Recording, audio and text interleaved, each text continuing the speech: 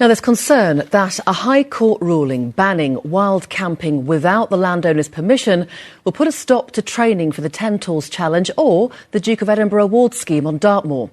The National Park was the only place in England and Wales where you could camp overnight without requesting permission, but that changed on Friday. One head teacher told Spotlight this will be catastrophic for youngsters taking part. As Andrea Ormsby reports, landowners, the Park Authority and organisations have been meeting over the past few days to try to find a solution. The 10 Tors is a challenge you don't forget. 60 years and thousands of youngsters later, there are fears over its future. A High Court ruling on Friday means it's now illegal to wild camp on Dartmoor unless you have the landowner's permission, a potentially complicated process for the many hours of training needed. It's a complete catastrophe for our children, and the reality is that many of their grandparents could wild camp and did wild camp. So my reaction is that something has got to change, I hope, and it's got to change very, very quickly because the chance to do the training for 10 Tors is just not there anymore now. And it's not just the 10 Tors. Organisers of the Duke of Edinburgh's Award are worried too. The timing really couldn't be much worse. Young people are coming out the aftermath of the pandemic, and they're dealing with a cost of living crisis, and actually access and free access to the outdoors is really important at this point in time, but particularly wild camping. Wild camping gives young people a sense of independence, adventure and freedom, and it really is important for their resilience to be able to continue activities such as these, and we really shouldn't be putting barriers in their way. There's a plea from local authorities to work together for a solution. As local authorities, I want us to come together in a summit. I'm sure that we're all horrified about this court finding and seeing how we can support. There could be some expertise that we have within our legal sections of the council. There could be other elements where we can work together to actually seek to turn this towards local people. The largest landowner is the Duchy of Cornwall, but other landowners say the 10 Tors and the D.A.V. Awards will be safe. It's inconceivable that either of those things would be stopped on Duchy land. And then a lot of the private owners, like myself, are wild campers ourselves. And we welcome responsible wild camping. The landowners have been meeting since Friday to find a solution and say they'll have more information tomorrow. Andrea Ormsby, BBC Spotlight, Dartmoor.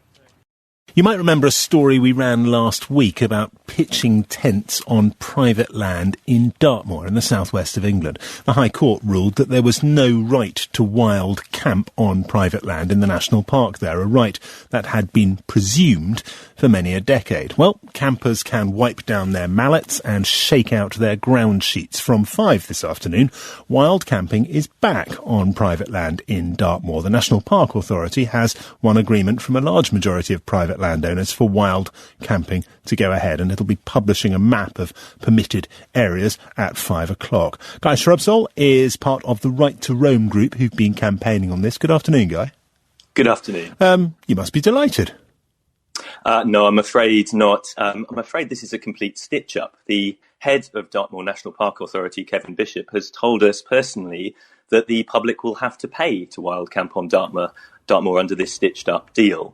This is essentially a ransom note from Dartmoor's landowners who will be able to revoke permission to camp at any time. So, we will absolutely not accept any attempt to make people, the public at large, pay to wild camp on Dartmoor, and we're calling on MPs to back a new Right to Roam Act, which would defend and extend public access to nature. But my understanding is that it's the Park Authority that will pay private landowners. It's not actually campers themselves sort of finding fivers and tenors to hand over on the spot. That makes a bit of a difference, doesn't it?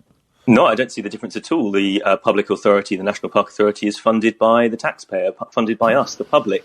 So now, it is being asked to pay very large, wealthy landowners across Dartmoor for the public to be able to wild camp there, which until a week ago was a right that we all enjoyed. And I think this is another sad chapter in the enclosure and privatisation of Dartmoor's commons, which, frankly, we are saying enough is enough. We don't want to accept this. We want to see a full right to roam established in England, and we would like MPs to stand up and defend people's rights to access nature.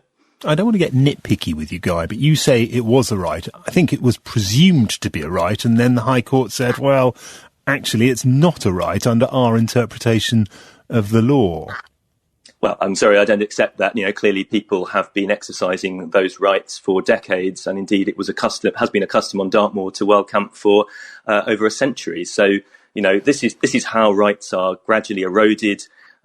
Wealthy landowners come along and they say, sorry, we don't want you to have those rights anymore. We think our private property rights take supremacy. And, we're saying we don't accept that. Enough is enough. We need a new Right to Roam Act that will properly cement into law the right to wild camp, not just on Dartmoor, but in other national parks, as we should be able to enjoy the stars, the sight of the galaxy as we wild camp without making an impact on anyone else. It's a funny one, isn't it? Because I suppose city dwellers might think, well, no one has the right to go across my private property, go into my garden, sit in my living room. What is different with private landowners? Well, of course, this is the myth that is always said about people asking for a right to roam. We have absolutely no interest in going into people's gardens. It is all about a question of scale. There are just 15 landowners who own half of Dartmoor National Park. Each of them owns thousands of acres of land. This is not about people's private gardens. This is about huge estates, huge areas of moorland where, very few people ultimately live.